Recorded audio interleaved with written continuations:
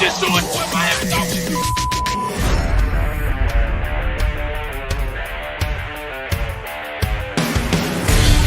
The pressure, he's in trouble. Loses the football. Touchdown! Got it! You have got to be kidding me. Jalen Waddle. It's a Dolphin touchdown. Throwing deep upfield on the near side. Man open. Touchdown! Looking deep. He's got a man. Touchdown! The run from Tua Tagovailoa. Touchdown! He's going deep. He's got it for the touchdown. He's in. Let's go! Hey, tell me what you want to do. Tagovailoa trying to make up for it. Fire to the end zone. Touchdown! Beautiful day to be a Dolphin fan. 1, 2, 3, hit! Let's go!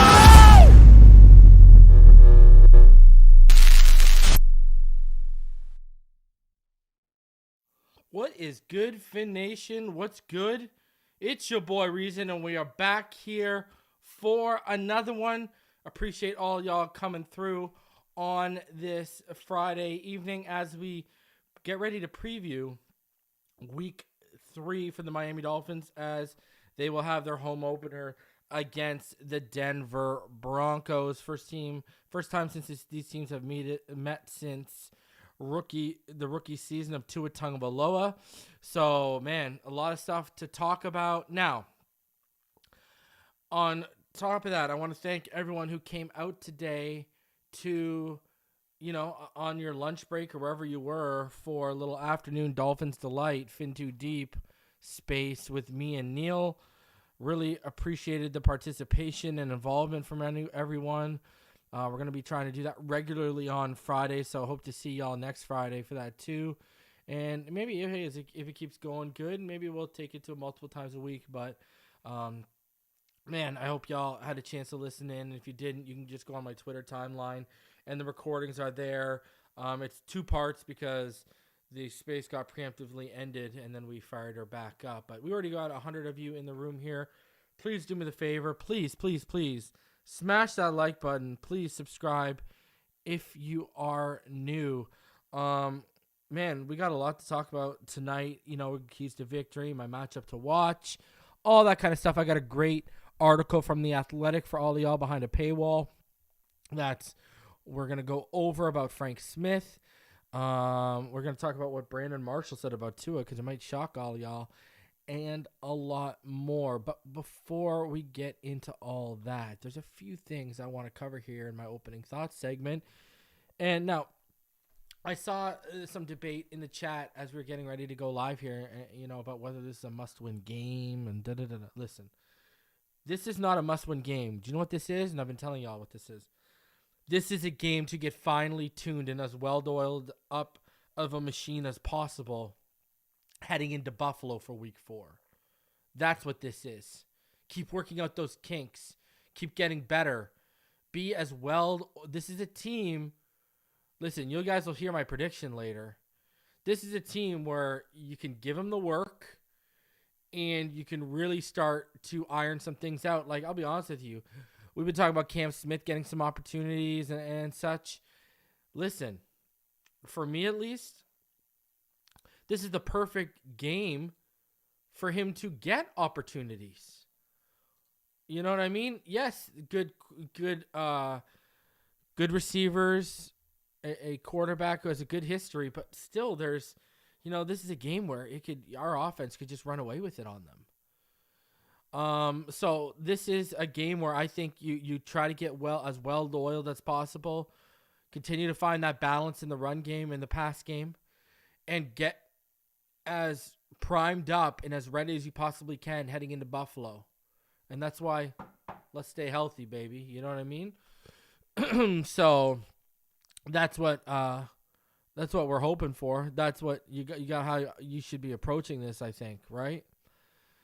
Now, another thing I did want to cover, and we talked about it a little bit in the space today. I don't want people, because I know how some of this fan base is going to get, especially if we're, 7-1 or 6-2 around the time. Don't get complacent because we're winning, because I'm going to tell you all right now, the Miami Dolphins are not. What do I mean by that? The more we win, guys, and the more we look ready to take the AFC and to compete for a Lombardi, guys, they were sniffing around the running back market for all those big names before, and a lot of those big names are going to be available at the deadline.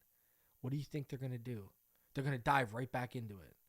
You got long-term solutions like Jonathan Taylor, or if you want to trade for Najee Harris, if that team continues to falter, or you got short-term solutions, guys on 1-year contract, bring them in to win, and then you can move off them in Saquon Barkley, Josh Jacobs, etc. Derrick Henry's going to probably be available at the deadline too. There'll be short-term solutions and long-term solutions. And another one, linebacker. What if some good linebackers become available? I'm going to tell you this right now. Listen to me and listen to me closely, because people forget when they traded for Bradley Chubb last year, Jerome Baker restructured. So they made people restructure for trades last year. So they'll create the space if they have to on the premise of, hey, we're adding them to win. Don't get complacent, guys. Don't think that, this roster, why would they upgrade the rushing attack? Because they can always get better. So, just like the linebacking core. Long had a good week last week, but week 1, a disaster. They'll still look for an upgrade. A guy they can trust. Let's say Deshaun Elliott keeps playing the way he's playing, but an elite safety to pair with Javon Holland becomes available around the deadline, and we know how Fangio loves his safeties. You know what I mean? So, it's not just running back, it's multiple positions here, right? Tight end. What if the Giants are faltering and Darren Waller becomes available? What if they want to turn around and get rid of Darren Waller? Just saying. Again, I'm not advocating for anything. I'm just saying these are I will advocate for Jonathan Taylor because it's a long-term core solution in terms of when Tyreek goes, when Armstead goes, our core will be Waddle, Tua, and Jonathan Taylor. Obviously, I wish I could say a bookend tackle to go with that, but that's 3 of the 4 phases on offense with a core player on it moving forward. So, I want everyone to be prepared, especially for winning. The chatter and everything, it's gonna keep going. Gene Rosario, imagine if the 49ers weren't good and Fred Warner became available or Dre Greenlaw became available, right? I'm just saying, they're going to keep up. They're going to try. If we are this close and we continue to look this close near the deadline, they're going to push the chips in, my friends. See, Christopher, you're thinking, you're not thinking the right way. It says we can have our pick at running back in the offseason without. They don't, brother. Do you think they care about giving up picks if it means a Lombardi run? Do you think they're going to care about the 32nd overall pick that they had to give up in a trade for I'm just using Jonathan Taylor as a example. They're not going to give up a first round pick. But do you really think they care about giving up a 32nd overall pick or a pick in the 60s to go get Jonathan Taylor if that puts them over the hump and they get a Lombardi this year or a deep run in the playoffs? Come on, man. That's a listen, this is no offense to you at all, because I don't know you, but that's a very narrow-minded point of view. You're not thinking big picture. And listen, if we were in a rebuild, I would agree with you thinking long-term. We're not in the rebuild, though. Now the big picture is the Lombardi, and it's already hard enough to go win one. You think they're sitting here preparing for a back-to-back thing? No, they're trying to get one first. Start at one, and that's where they're going to go from there. They're not thinking of, listen, with all the guys, X is gone next year unless he restructures big time. Wilkins, are they even going to tag him right now? Because you got to ask yourself, what's more important, giving $20 million or $24 million to Christian Wilkins, or continuing to invest in the O-line when you see how good Tua is when you keep him upright? I'd rather put that $24 million in extending Connor Williams and Robert Hunt, quite frankly. And I'd kick Connor, because Isaiah Wynn, if he continues on this trajectory, we won't be able to afford him. So I'll kick Connor to left guard, and I will go find a center in the draft. We've passed on Quinn Miners. We've passed on Creed Humphrey. We've passed on Tyler Biotish. We've passed on Cesar Ruiz. We've passed on these guys. Only a couple of them have Cesar Ruiz and then Linderbaum last year. The majority of the blue chip center prospects over the past couple of years have been going in the second or third round. Instead of trading up for Liam Eichenberg, we could have stayed pat and got Creed Humphrey. People don't talk about that enough. Everyone wants to talk about the Noah whiff. Well, let's talk about if we didn't move up for. First of all, we gave another day 2 pick to move up and get Liam Eichenberg, which is why I've continued to say they keep and try and make that fit. But our new coaching staff to this year with Butch Berry said no more to that, thank God. And look at the difference. But anyways, I digress. We could have not given up that second day 2 pick to move up. We could have stayed pat and Creed Humphrey would have fallen in our lap. So you got to ask yourself, you just extended Seiler. What's more important to you, extending Connor Williams and potentially kicking him back to left guard, or continuing the development at center? And hey, he's an all-pro after the snap at center. And continuing Robert Hunt, because Robert Hunt's playing at a really high level right now. What's more important to you? Right now, it's the offensive line, ladies and gentlemen. And X is going to be gone anyways. Christian might be gone because they might not even franchise tag him. They might take the compensation. X is going to be gone unless he restructures. Ogba's gone. Jerome Baker needs to take a major restructure or he's gone. This is going to be a totally different looking. Y'all don't understand the people we're going to be losing just next year alone. And then next year's probably Armstead's last year. And Tyreek only has 2 years left. You got to win now. No, We are living for today and not worrying about tomorrow right now. That is the mindset in Miami Gardens. I know y'all, we've been stuck in this other mindset for 20 years of waiting on draft picks, blah, blah, blah, blah, especially over the last, the whole Flores era. We've been really on this draft pick, and ladies and gentlemen, we are out of that mindset right now. The expectations are looming. This is what all the crap we've been putting up over the last couple of years has been built up for this. For this year, because we're losing talent after next year. Now, do I still think we can be a Super Bowl contender next year? Sure, 110%. But I've told y'all since the offseason, we're not going to have this talented of a roster. That's why you got to throw everything in the kitchen sink right now. Our defense is not going to look the same next year. Our offense is not going to look the same next year. Our offensive line, as we love it right now. But guys, like I said, if he keeps playing, he's going to price himself out. And then you got to pay Connor Williams and you got to pay Robert Hunt. And newsflash, the top 10 guy, the number 10, okay, from 10 to 1 at guard, the number 10th overall paid guard makes $13.5 million, okay?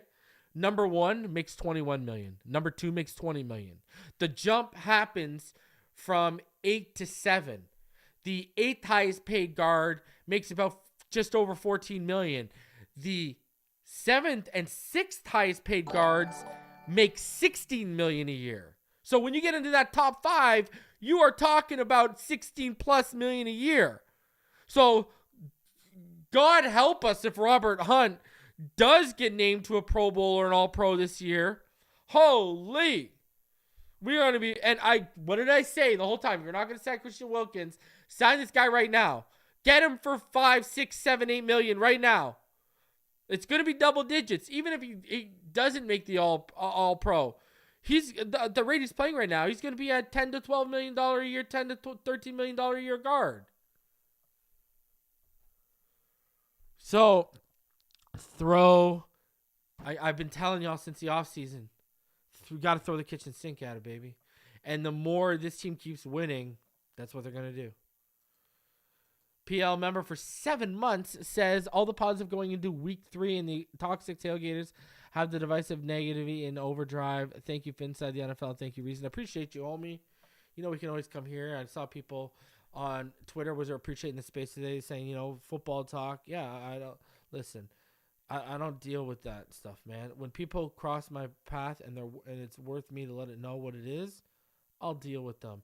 There's tons of people who aren't even worth my time who have tried to bait me in. But listen, a lion like me does not worry of the opinion of sheep out there right now. So that's just the truth, right? So you just keep it moving, man. We're here to talk football. It's a great season. So many positives on the horizon right now. Life is good. Man, you got to keep it rolling here, baby. It is. How can you not be happy as a Dolphin fan right now? D Huggins says, hey, Reason, do you even bother keeping Connor? Personally, I would rather resign Wynn and let Connor walk and go get a real center. Listen, if Wynn continues to keep playing at the level he does, yeah, because it'll be cheaper. I'm fine with that. But listen, I don't know if you watched Connor in Dallas. Brother, he was a top 10 guard in run sets. He was a beast, okay? You kick him back to the left side and you find that real center you're talking about, and he's learning in between Robert Hunt and Connor Williams. And with Armstead on the flanking on the outside and whatever we do at right tackle, I like that trajectory for that kid. If you get a blue chip, I think my goals would be re-sign Connor, kick him a left guard, re-sign Hunt, and my first 2 picks, I'm targeting a blue chip, as blue chip of a center available and as blue chip of a linebacker available if the board falls that way, obviously, right? You know what I mean? That's where I'd be at because, think about it. If you really think about it, for the price it's going to cost you, you could probably get Connor and Hunt re-signed for what Wilkins will cost, And then even if he keeps playing the way he has because of how bad his first 3 years were, Austin Jackson probably only, even if he has a great year this year, is probably only going to cost like $6-7 million. And Neil thinks he's going to get one of those contracts that blow people away. But if he does, hey, kudos to you. They'll find a new guy. All of a sudden, now we got 2 holes. But listen, I think Connor at left guard. I don't know, man. That's very enticing if you find that right center in between him and Hunt. But I think you got to keep. Listen, we're in agreement in this. Let's put it this way, D-Hugga. You got to keep 3 of the 2. You got to keep 2 of the 3. Hunt, you got to keep, and then you got to keep either Connor or Isaiah. And if you can keep all 3, God bless you. Okay? But you got to keep at least 2 of the 3, and Hunt is the necessity, I think. Especially for Greer. I mean, that's your biggest hit since Tunsil on the offensive line. You can't let that walk, and he's gotten better every year. Remember, for 19 months, Griffin Gaiman says Reason hit an $80 pick him on Underdog last night and walked away with $1,600. Let's effing go. Man, dog, I don't even want to talk about it. I missed a 5-leg parlay that was I had just under $100 on it. It paid out like $21,000, and it was 3 2+ touchdown, and 5 anytime touchdown scores, and Darren Waller cost me. And what sucks is I was watching that game before we went live, and Darren Waller was missed in the back of the end zone. It was brutal. I was like, oh my God, I was just gonna hit. So, y'all, I don't even know if y'all would have seen me that night. So it worked out for you guys, I guess, huh? So, Justin says, and that's a good question because someone asked me this. Will the Chargers be sellers because, of Staley? To an extent, I could see them selling Eckler if Joshua Kelly or Isaiah Spiller take over just because he wants to get paid. But I don't see them selling off like Keenan Allen or Mike Williams or anything like that, or Derwin James or Bosa or Khalil. I don't see anything like that being sold off. I really don't. Now, hold on. I take that back. Khalil might be, I don't know, but, just because of his age and stuff. But I think they're going to try and have that best of roster possible for the next head coach if Staley were to get kicked to the curb, so it can be a smooth transition and they keep wielding. I don't think they want to go into a soft rebuild. You know what I mean? So that's I hope that answers your question. And also, I just had to show this because if anyone ever says you Tua is a one-read quarterback, please screenshot this, show them this right now. The average EPA on first read attempts versus non-first read attempts. Look at Tua Tagovailoa right there, okay? Tua Tagovailoa, first of all, is the highest EPA on non-first read attempts in the NFL right now. Now, if for first read attempts, for EPA on first read attempts, right now, he is 7th. So he's actually better on non-first read attempts than he is on first read attempts. And we know how money Tua has been on first read attempts. Okay, so let's have a conversation here. You know what I mean? Look at Brock Purdy, Garoppolo still, Kirk Cousins, and Stroud, obviously because he's a rookie, eating off first read attempts. But Tua eating off non-first read attempts. So if anyone says you, Tua Tagovailoa, he's a first one-read quarterback, blah, blah, blah, blah, blah, blah, blah, blah. Show them his efficiency and his EPA on non-first read attempts. All right? Because, baby. Tua Tagovailoa, and you saw it. When you have 9 different receivers, 6 of them over 20 yards, 5 of those 6 of 25 yards or more against the Patriots, you think that's all first reads? Let's relax right now. So these narratives, I want to thank the Tagovailoa family for birthing Tua and making it easier by the day to kill these narratives when you don't even have to use the film. Thank you. Thank you. Thank you to the left arm of God. Praise thee. All right. So let's keep it rolling. And if you didn't see and you didn't know, now you know. And that is the Dolphins have brought back 7th-round pick Ryan Hayes onto their practice squad. That means they released fellow tackle James Tunstall. Guys, we didn't lose all of our draft picks. Let's go. It keeps getting better and better by the minute. Let's go. We keep winning, baby. We let them go. Go out. Go see what you got out there. And then you come back because you know where it is at right now. Appreciate you, Miami Breaker 305. Thank you. Man, listen. Can I tell you something? Because Miami Breaker says thank you, Reason, for keeping your show positive on this week's game against Denver. Man, these other YouTubers just so negative that the Dolphins might lose. It's a trap game. Thank you. Hey, man, anything's possible. But what did I say earlier? This is not about, and I guess this comes with winning, but, I mean, you can still fix stuff in practice and in the film room after. So go ahead and knock yourself out and try things. But anyways, this is about finally tuning the squad heading into Buffalo. This isn't a must-win for me. If we lose 34-31, but we're on point, and things just broke their way, Denver's way, I mean, what are you going to do? But, listen, I told you, listen, when I picked us to be 14-3, which I know a lot of people who are laughing at me are looking at me now like, oh, God, he might have been onto something if this team stays healthy, right? Look at the losses I picked. I picked Kansas City, but the losses I picked were to the Giants, albeit I thought the Giants would be better, and Washington, right? I picked sleeper teams to give us that L. Now it looks like one's a sleeper team, the other one's 2-0. So, because, I look at those as trap games, NFC East teams, blah, blah, blah, blah, blah. Listen, I'm going to tell you this why not. I will be shocked if they come out flat and this turns out to be a trap game, and I'll tell you why. It doesn't have to be the Broncos. I think whoever is traveling into the Hard Rock for the 2023 season opener, God bless you. You're about to get destroyed. You're about to get handled. The energy is going to be real in that building for those players, especially now that they're rolling in their 2-0 off back-to-back road wins against a division rival and against a team with a quarterback some have been carelessly predicting would be an MVP candidate each year, and that ain't looking good.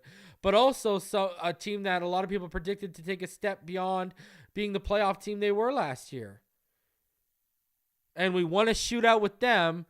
And then we basically, we left like 17 points on the board against the Patriots. And we left like another 10 points on the board against the Chargers.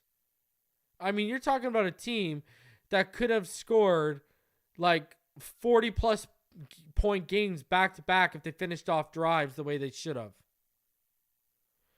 So, I mean, and we'll get into it here. I mean, listen, we'll get into it. We'll just watch this show. I'm going to show you why not to be nervous, because I'm going to show you the game plan, what I would do and what I think they're going to do, okay? So we'll get into that with my keys, but do not be worried. Do not be worried, okay? Trust me. One of these receivers is going to eat, potentially all of them. All right? So, heading in to week 3, this is what the weather looks like. Uh-oh. Showers and thunderstorms are likely, ladies and gentlemen. So, you're going to have it feeling like 90, 91 degrees off 83, 84 Fahrenheit. You're going to have gusts of 14 to 15 miles per hour in the southeast direction, and the precipitation probability is 70%. So, God help us. God help us. We could be dealing with a rain delay potentially if there's thunderstorms. God help us. Get that rain out of the way in the morning, please. I don't care about raining, but the thunderstorms delay games. That's what I care about. So, and listen, with how Tua and I know our short to intermediate game operates, as well as coming off of what our running game was doing last week, and now with the insertion of a certain rookie, I ain't worried. I ain't worried. You can rain all you want. Let's go. I want you, bring it. Bring it. I want it to look like the freaking the 10 Commandments out there, bro. I want Moses to have to come out here and part the sea, and we'll still run right through it. Let's go. So I ain't worried. I ain't worried in the slightest. Over 300 of you in the room. Smash that like button. Subscribe if you are new. Now, let's get into how these, what I love, we do this week by week, and as the season goes on, things, play out, right? And as things play out, you get a better feel of what teams are. So it's struggling early on, but then as the season wears on and things even out, you see what they really are. Just like if they're explosive early on, are they going to cool down, and what's going to happen? So our team comparison right here, how they look is the Dolphins. Right now, they are number one in total offense and the number one passing offense in the NFL. Okay, and don't forget that if you take a compository score of PFF's grade, Sports Info Solutions grade, and ESPN's passing grades, right now we have the 6th ranked offensive line. So right now we are number one in total offense. The Broncos are only 16th, middle of the pack, 329.5 yards per game. Dolphins about 462.5 yards per game. Passing offense, the Dolphins is 355 yards per game right now. My Lord. While 221.5 for the Broncos. Rushing offense, very similar, right? After week 2, the Dolphins are now the 16th, averaging about 107.5 per game. Broncos 15th, middle of the pack, 108 per game. Scoring offense, there you go. The Dolphins right now are averaging 30 points per game. The 3rd highest scoring offense in the NFL, while the Broncos are 14th, averaging about 24.5 points per game. Sacks allowed, the Dolphins have allowed 1 sack. The Broncos have allowed 9, and we'll go over why that matters in just a bit here.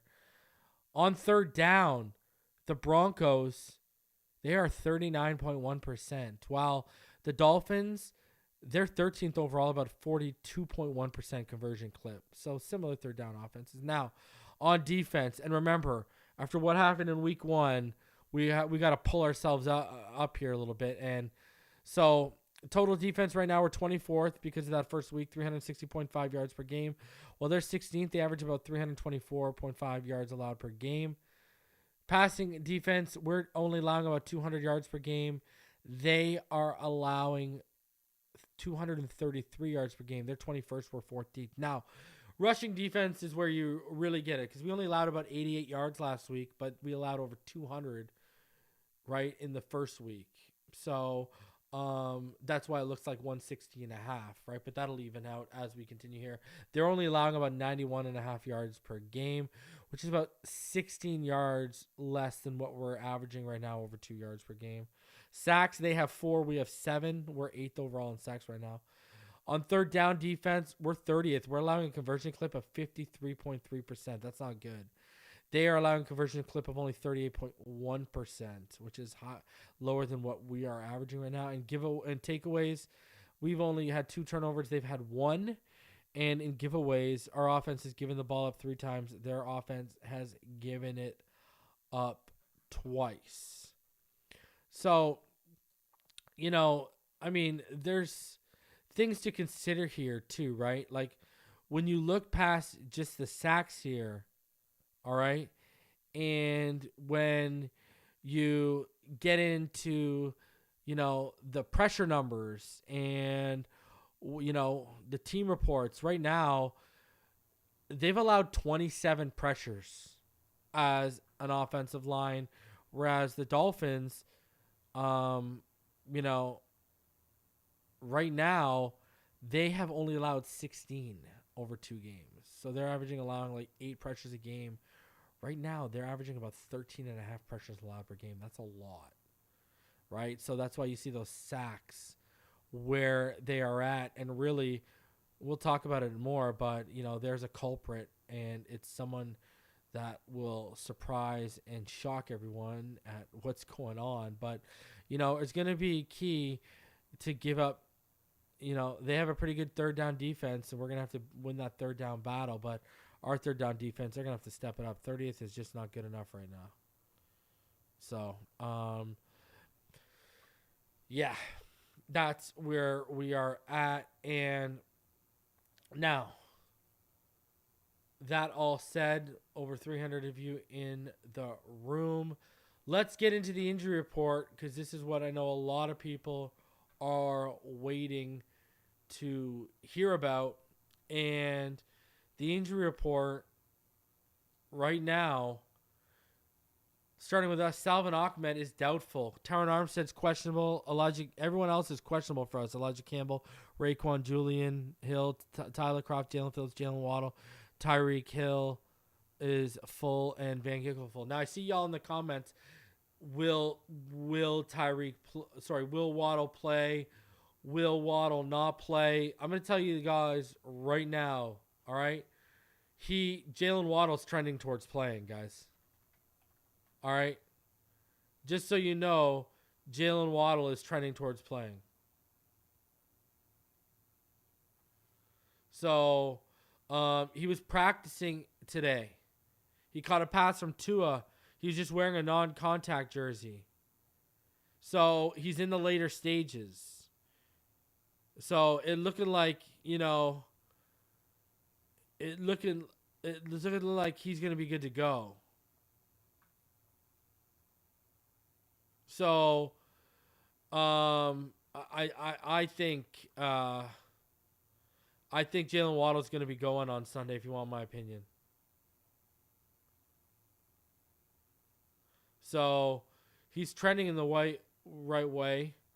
I think he's going to be cleared, right? So, I think he's going to be cleared by the time the game goes down. So, I know some people are doubting it, but it looks like Waddle's trending towards, right? We told y'all a couple of days ago he's out of the he basically passed a neurological test. That's why you saw him stretching on the field and such. So I think, this is where we needed Tua to be at for him to be able to go for the playoff game last year. He needed to be basically at the stage of where Waddle's at. In case y'all didn't know, I'll just put it in that context. Remember how we all wanted Tua to play last year? Where Waddle is currently at in the stages of the concussion protocol, that's where Tua needed to be at heading into the game. So, Waddle, I expect him to be cleared by game time. I think he'll be good to go against Denver. Now, big for them. Frank Clark and Justin Simmons are out. That is huge. That means the best help over the top they could possibly have is gone in Justin Simmons. And arguably one of their biggest additions in terms of pass rusher, and their best pass rusher is out. So the Broncos have some big names not going to be playing on Sunday. Huge for us. Huge. No Frank Clark, no Justin Simmons. That is a blow to their defense. That is their best defender in Justin Simmons and another one of their top defenders.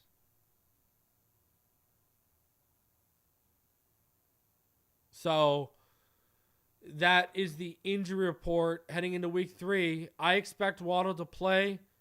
Could there be a last-minute change? I'm sure there could be, but I've told y'all all week it looks like he's trending towards playing on Sunday, and it continues to look that way. So I'd expect Waddle out there.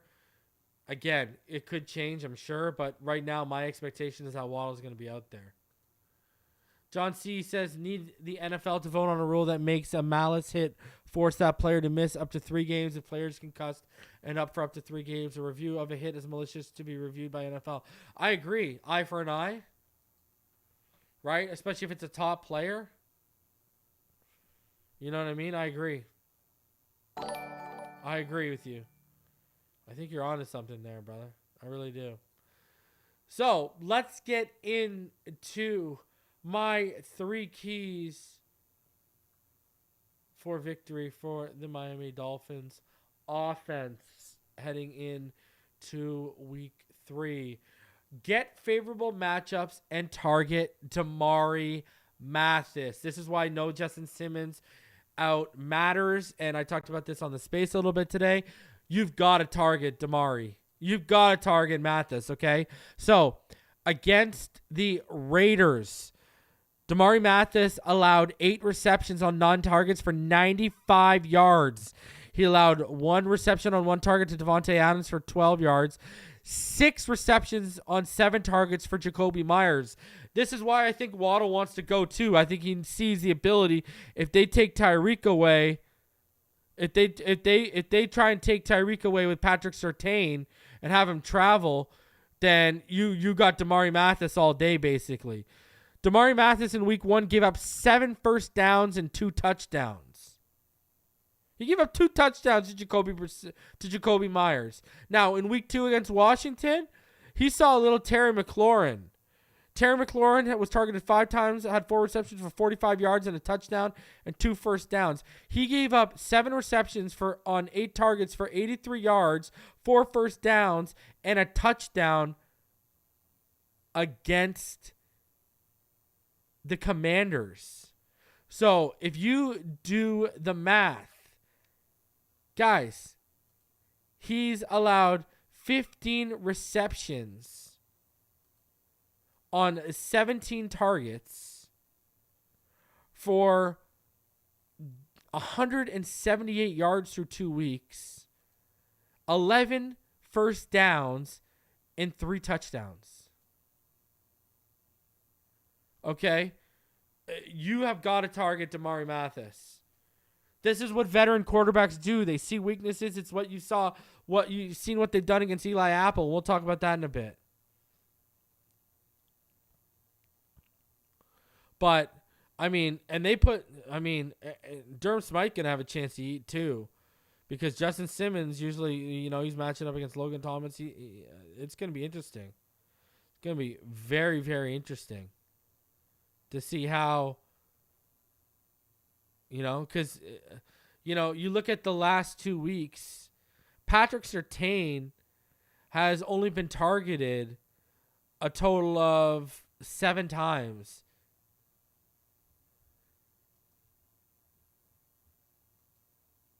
He's allowed 5 receptions on 7 targets for 32 yards. Surtain hasn't even allowed a first down, let alone a touchdown yet. So you're going to look for that favorable matchup. You're going to go away from Pat Surtain, and Damari Mathis is who you got to target, man. Let's go. Give him the work. To me, you're going to have to make your red zone trips count, okay? The Broncos defense has allowed 5 out of 7 red zone trips from opposing offenses to result in touchdowns.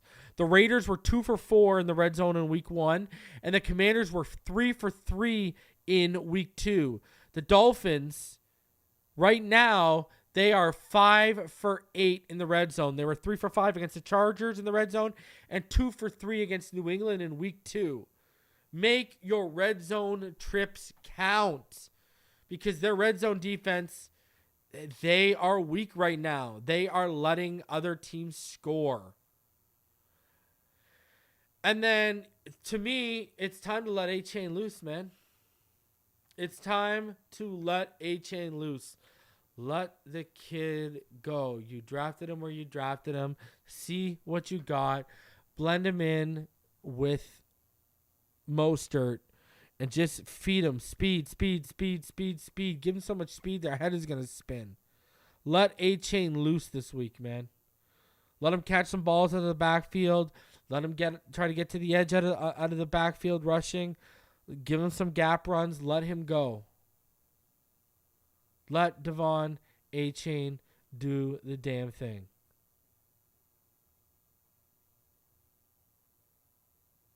So, get favorable matchups and target Damari Mathis. Make your red zone trips count and let A-Chain loose. Those are my offensive keys to victory for the Miami Dolphins. And now my defensive keys to victory for the Miami Dolphins. So, you're going to have to contain Javonte Williams. Now, you're going to say reason. He's averaging 3.8 yards per carry. He hasn't had a game over 55 yards. He had 44 yards in week 2 against Washington and 52 yards in week 1 against Vegas. Okay, I agree with you. But don't be the team like we've seen over the last couple of years, a la Breece Hall last year or whomever you want to name, where these guys get their legs under them against you. We've seen this play out over the last couple of years against this personnel. Don't let a talented running back who doesn't have it going get going against you. That's what I'm going to say.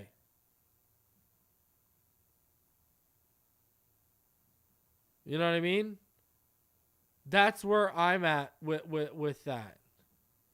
Don't let him get going. And because if he gets going, you know, Javonte Williams is one of those guys that can put up 120, 125 yards, beat the hell out of you, and make it a long day on the football field. So, listen. Right now, you know, they are averaging, you know, 108 yards per game rushing the football, right? You see right now it's basically Javonte Williams, Pirine doing the workload, and then Russell Wilson has 50-plus yards on the ground as well. Shut him down, baby. Contain Javonte Williams and stop that run game. This, to me, is another day of big potential for the pass rush, okay? Jalen Phillips, you're all of a sudden healthy. Are you going to respond to AVG's big day last week, his big game?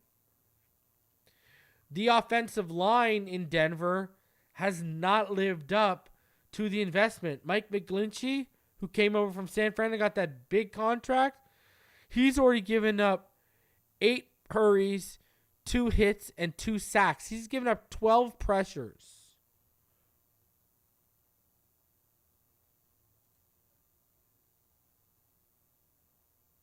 Ben Powers, who is great in Baltimore, has given up 7 pressures already.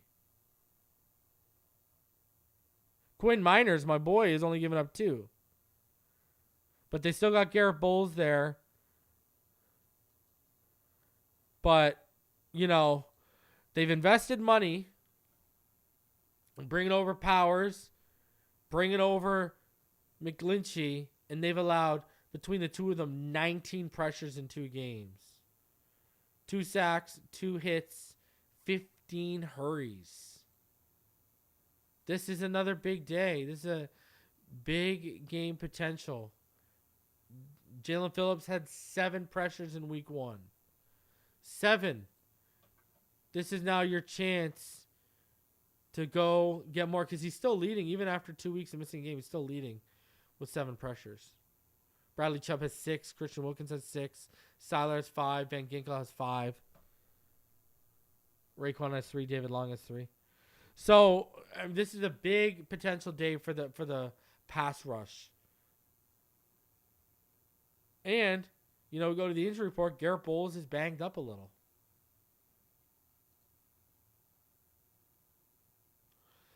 And then CB3 will be tested. Okay. Listen, you're going to have to limit explosive plays. Marvin Mims had a 60-yard catch on Emmanuel Forms, and Brandon Johnson had a 50-yard catch in week 2 for the Broncos. You know, that's 110 yards right there. But whether it's Eli Apple or Cam Smith, Russell is going to test them. They're going to pick on, if it's Eli because of what the tape Eli put out, they're going to target Eli. If it's Cam Smith because he's a rookie, they're going to target Cam Smith. And the reason why I like Cam Smith in that situation better is because I like his ball skills better. Right? I don't like Eli's ball skills, let alone his angles and his tackling right now. So, that's CB3. They're going to be tested. Cater's playing really good football right now. He's, again, in the top 6 graded PFF corners right now. X is X. They're going to target. The way I said get favorable matchups on Damari Mathis and target it, that's how they're going to look at Eli Apple, and that's how they'll look at Cam Smith if he's in there until he proves different. So that CB3 is going to be tested by Russell. They're going to be tested. Shout out to God's Child 499 said, great point. Expect a big game from Wilkins. Mark my words, 2 to 3 sacks from him. He was on all training camp. It was quiet the first 2 weeks. He wants the bag. Brother, I hope he does. Hey, man. Whatever helps us win, let's go. Whatever helps us win, I'm here for it. You don't got to twist my arm. Let me tell you that. So what's my matchup to watch? I've avoided it the past 2 weeks, but I got to go to it this week. It's got to be Tua Tagovailoa versus Russell Wilson. It has to be. And I'm going to tell you why, okay? You look at Tua right now. He's number 1 in passing yards, number 1 in yards per attempt, 4th in passing touchdowns, 7th in passer rating. But you look at Russell, man, 485 yards, 5 touchdowns to 1 interception right now. In terms of passing the football, Russell, and then you look at, he's added another, like I said, 57 yards on the ground rushing. So, he's got 485 yards. He's passing the ball well right now. He's got a 108.5 passer rating. Now, he has a 61.2 QBR, does Russell. That's 11th in the NFL. Tua, well, he's better than that right now. He's got a 77.7 QBR. And, I said Russell right now, his QBR has him ranked 11th. Well, Tua's 77.7 QBR has him ranked 2nd in the NFL right now. And, I mean, you look at where Tua is just, all over the chart in terms of, how he's throwing the football and everything going around right now. When you look at what he's doing in terms of his efficiency and EPA per drop back, where he's at, he's number 1. He's off the chart in EPA per drop back right now, right? Like, when you look at Tua, when you see where he's at, and you even heard some Russell Wilson comparisons when Tua was coming in, because Russell Wilson was playing at such a high level, right, when he came in. But, you got Tua as the number 1 most efficient quarterback in the NFL when you take in PFF offensive grade and EPA per play. Whereas right now, Wilson's kind of more middle of the pack. He's not off the chart to the right like Tua is. He's much more middle of the pack. So, it's going to be interesting to see how this stacks up. Who's going to lead their team to victory this weekend? That's my player matchup to watch, because really Wilson's going to have a lot to overcome, and there's going to be opportunities for Tua to really lay it into that defense. You know what I mean? So, yeah, I had to go over that for all of you guys right now. And then I wanted to show this too for all of y'all. This little portion from Barry Jackson's article. Brandon Marshall, listen to what Brandon Marshall right here. He said, NFL Pro Bowl receiver Brandon Marshall said this week that Tua Tagovailoa is now the best quarterback in football. He said Tagovailoa displays poise, control of the offense, efficiency, quick decision-making, accuracy. He throws a beautiful ball. What's more, Marshall declared the Dolphins are the new kings of the NFL. Forget the AFC East, forget the AFC, the new kings of the NFL. As it stands today, it's in their hands to keep it. They're 4th in defense, they're number 1 in offense, and 10th in special teams. I don't see anybody beating this team. If they lose, they'll beat themselves. Now, why does that matter? Because I've said, I believe, what have I said? The only things that can beat us are ourselves and health. And I stand by that. And to see everyone going from where they were on Tua to now former NFL players claiming he's the best quarterback in the league, it's beautiful, man. That's my quarterback. But I want to go over what he listed. What did he list, right? Poise, control of the offense, efficiency, quick decision-making, accuracy, right? What have I said? Keep your big arms. Keep your highlight reel throws, even though Tua delivers them. I want elite efficiency, which he named, high football IQ, which he said, talking about quick decision-making, and elite accuracy, which he named. I'm telling you, man, Tua right now, he is him. He is him. If you haven't ever known. All right? He is him if you haven't ever known. Now, I want y'all, get your popcorn. Story time with reason. We got a good article behind a paywall for The Athletic about Frank Smith that I want to lay out for all of y'all, and we're going to go over. So buckle in. Listen to me right now, and let's talk about this. So, he won't be Dolphins' best kept secret much longer. Frank Smith will soon be an NFL head coach. And there's somewhere I want to go with this. All right, so we got to talk about this. So the architect of the NFL's most hottest offense is one of the league's most prominent and uniquely eccentric characters. Dolphins head coach Mike McDaniel has embraced the Miami spotlight while captivating the whole league with his dry wit and quirky humor. Like the way he'll sprint into the halftime locker room after a TV interview like a carefree kid. Between his personality and reputation as an X's and O's mastermind, McDaniel tends to receive most, if not all, of the credit for the Dolphins' explosive and innovative offense. But of course, like all great masterminds, he has plenty of help. This is where Frank Smith, the Dolphins' under-the-radar offensive coordinator / McDaniel's chief sounding board and engineer, enters the equation.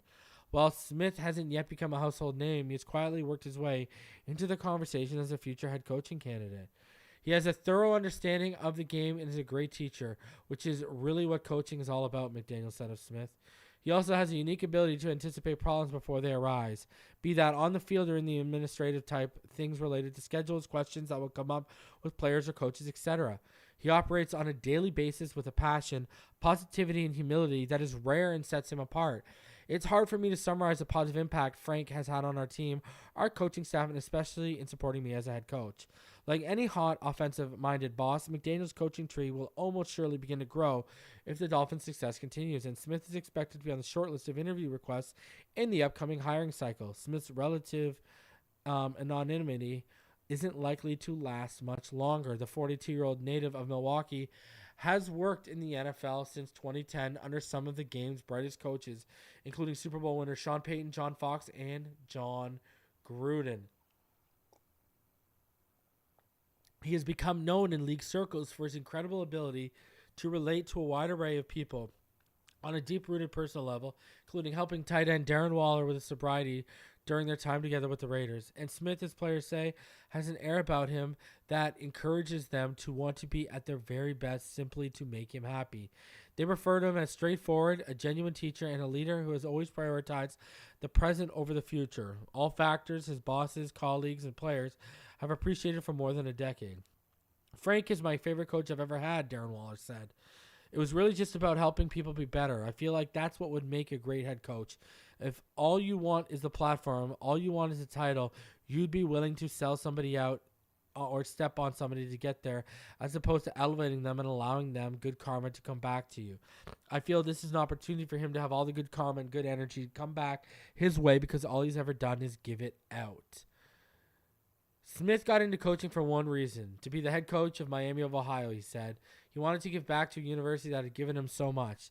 Smith was a walk-on offensive lineman who overcame injuries to become a 3-year starter and a Red Hawks team captain during the Ben Roethlisberger era in the early 2000s. But coaching was never on the goal sheet for the finance major. The rub? I hated numbers, which is a bad recipe for being in business, Smith said. The late Terry Hoppner, who was the Red Hawks coach at the time, was a strong mentor whom Smith had an unwavering spirit of positivity and optimism, and he recommended a coaching path to Smith. You think I'd be any good at it? Smith asked, and he said, absolutely. Smith worked as a graduate assistant of Hoppner until moving on to Butler University in 2006 as an offensive line coach, then ultimately working his way up to offensive coordinator over the course of 4 seasons. The learning came through losing. Smith joined a program that had gone 3-30 in its previous 3 seasons, and they slowly stemmed that tide. Smith, head coach Jeff Forrest, and the staff had to establish a new culture from virtually nothing. They had to figure out how a team could transform accepting losing to completely rejecting the idea. The record improved each season until they went 11-1 and earned a playoff berth in 2009. I didn't understand the mindset when you have failure and repeated failure, why people so easily give up, Smith said. It's easier for your ego. It's easier for yourself to not invest all in when you're not having success. So it's really learning how to train the mindset that's necessary to get that foundation so you can push yourself and believe in yourself and believe in your teammates. It started from the ground up. How do you start something? How do you teach something? So many things that naturally come to people who are successful because they never experienced certain failures. And we had to do it. We had no teach, work ethic, belief, trust in yourself, trust in your teammates. In hindsight, Smith recognized that his core coaching principles were reinforced during his years at Miami and Butler. From there, his path went into hyperdrive. With the NFL's annual scouting combine in Indianapolis, just down the road from Butler, Smith met up one night with New Orleans strength coach Dan Dalrymple, who previously worked at Miami. So too did Peyton and offensive line coach Aaron Cromer. They hit it off, and Peyton hired Smith in 2010 as the Saints' assistant O-line coach. And through the massive jump in talent level, Smith learned another finance lesson. He went from making $39,000 at Butler to $30,000 with the Saints, who were coming off a Super Bowl victory. It was the greatest thing to happen to me, Smith said. There's an element of luck to wind up in a situation, but after that, it's on you with what you do with it. Smith went from calling plays at Butler to managing binders and film breakdowns with the Saints. He was also legendary coaching consult Howard Mudd's airport chauffeur. And Smith didn't appear to be joking when he talked about how Mudd even critiqued how closely he parked to the curb. But Smith was a listener and a learner, and Mudd seemed to like him, so he continued to feed him information. Smith didn't retain certain lessons. Mudd got in his face and challenged him, reminding Smith that an entire team was counting on him to master his responsibilities. Smith also observed the way Cromer patiently conveyed information to players and coaches. Dalrymple told Smith it was, in fact, okay to leave the facility at night to take a nap. Assistants Joe Lombardi and Pete Carmichael listened to and answered, to Smith's amazement, his millions of questions. And with Peyton in the office next door, Smith could listen to breakdowns of roster construction or the intricacies of the West Coast offense. When you look back, I can't even imagine how truly lucky I am, Smith said. I can't think of a better place that you could go to start your career than New Orleans in 2010. Chicago Bears hired Ryan Pace as their general manager in 2015, and the former Saints director player personnel pushed hard to get Smith on Fox's staff. Smith had no plans of leaving New Orleans, but Pace was persistent, and Fox presented an opportunity to lead the tight ends room. Fox's offensive coordinator, Adam Gase, ran an entirely different system that was the equivalent of learning a new language. It was hard, but it helped Smith diversify his philosophies. The Bears cleaned house after the 2017 season, and Smith, for the first time, wondered if his coaching career was in the balance. It changed for sure, but not in the way he feared. Gruden hired Smith as his tight ends coach in 2018, and Smith called it absolute heaven to learn about offensive schemes with the Raiders. Midway through that season, the Raiders signed Waller off the Baltimore Ravens practice squad.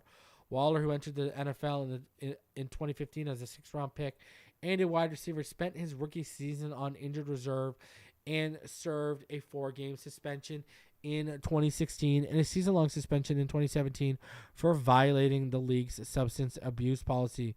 By the time Waller arrived in Oakland, he was recovering from drug and alcohol addiction. Man, I mean, damn. And he was on the path to sobriety, though, at the time. Smith, through past experiences with a couple of friends, understood the resources Waller would need to be a successful person. From there, a better football player. As soon as Waller got to the Raiders, Smith got him set up with meetings and connected him with people in the community who could aid his recovery.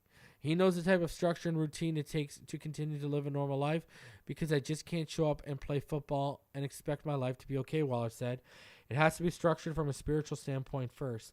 I would talk to him about how I was feeling, if I was feeling a certain way, or if something in my life was impacting me in any way. There was no hesitancy as far as going to him.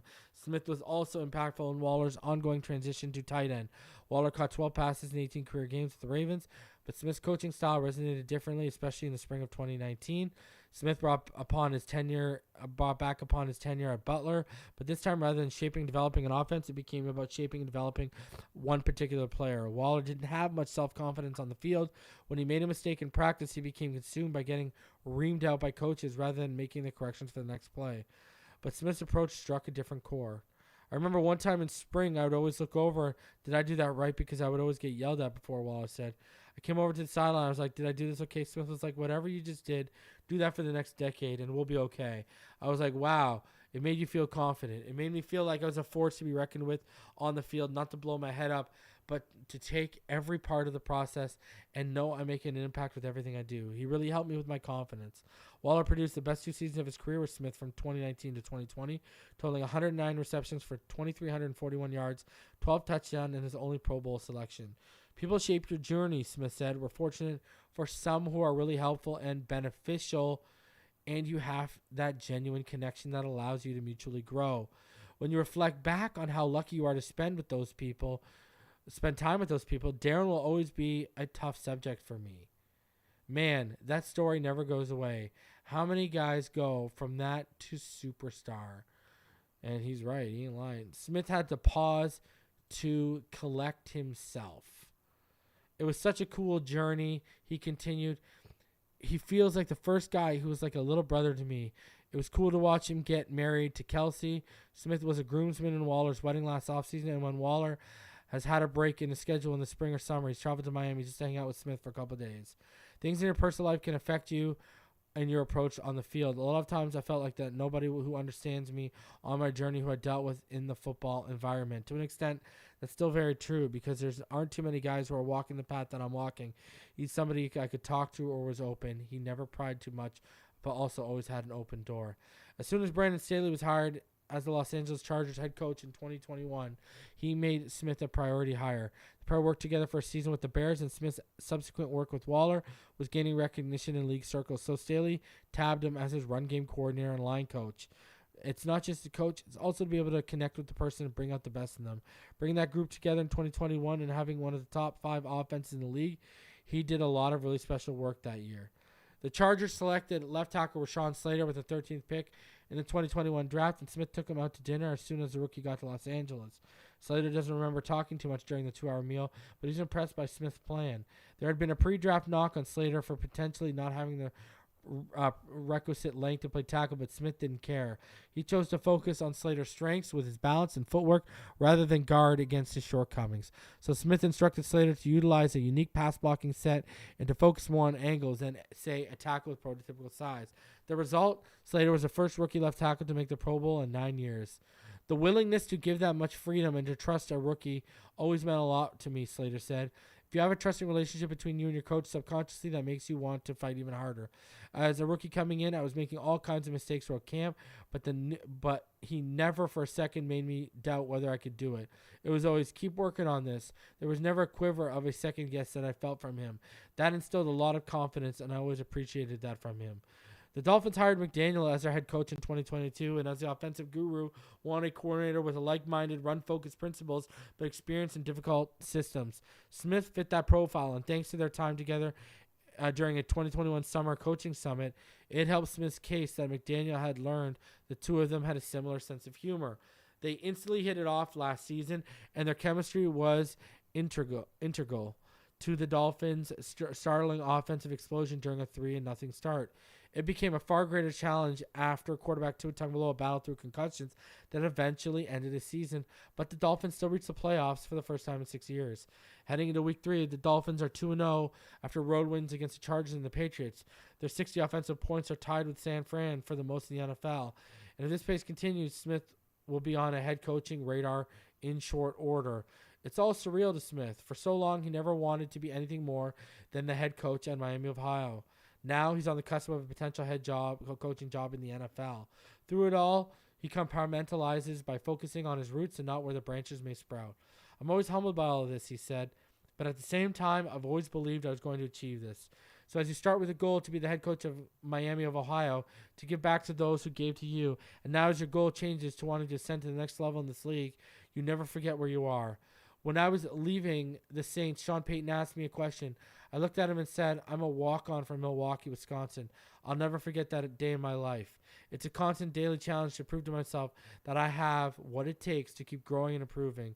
The day you forget where you came from and how hard it was to get there is the day you take for granted all the people who helped you get there and invest in you. Smith knows he's evolved along the way. As a 20-something-year-old college coach, he was fiery intense and thought he knew it all. His Saints tenure was a 5-year education in life and in the NFL, and he was in a constant journey for information with their experienced staff.